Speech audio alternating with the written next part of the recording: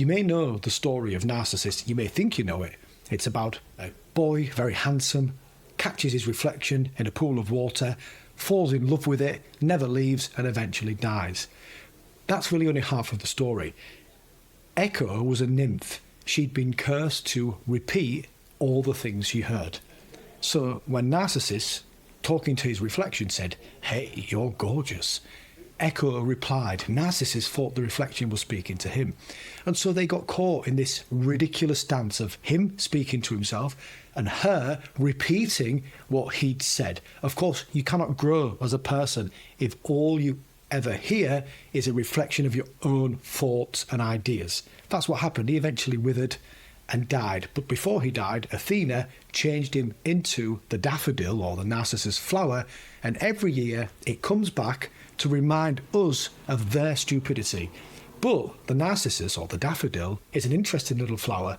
It doesn't turn to the sun like my sunflowers do. It instead turns to the water.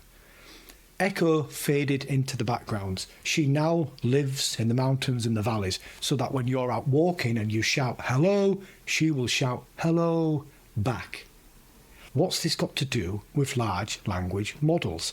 Well, LLMs, the ones trained on open source code repositories, are a reflection of what exists. If we keep only generating code with LLMs, nothing new will be added to the collective pool.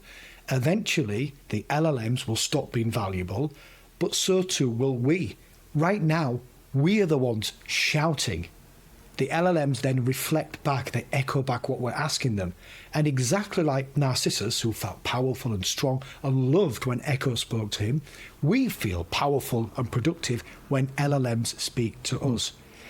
But if everybody's got access to these tools, then there is no competitive advantage to be gained. That's a very important lesson for businesses out there. At the same time, if we are only regurgitating what is, the models will wither and die. The open source repositories will wither and die because we're not adding anything new to it. And potentially our businesses will also wither and die. This is a very interesting set of questions then. Who is going to keep these models up to date? Who's going to keep them running? Now, related to this, there's a lot of managers and leaders out there. They surround themselves with echoes. People, sycophants really, who repeat what the manager says. Therefore, the manager doesn't grow. I nearly said he doesn't grow. It's universally always a man. And therefore, you come across situations in startups, scale-ups, or big companies where the founders or the chief executives do not have people around them who can tell them the truth. They hold up a reflection, not of what could be. They don't hold up a vision of what could be. They hold up a reflection of what is and what got you there. And because those managers can never grow, because they're not being told the truth, they wither and die too. And herein lies this twisted paradox. LLMs reflect what is. Managers surround themselves by people who reflect back to them their worst biases and their worst ideas, but it's those type of managers that have got to use those type of technologies to take their companies into this brave new world. That is my thought of the day.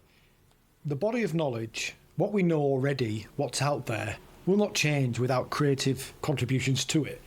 LLMs are trained on those contributions. If we stop adding to the pool of collective knowledge in exactly the same way a leader stops learning new skills or seeking out new information, these systems and those using them will wither and die.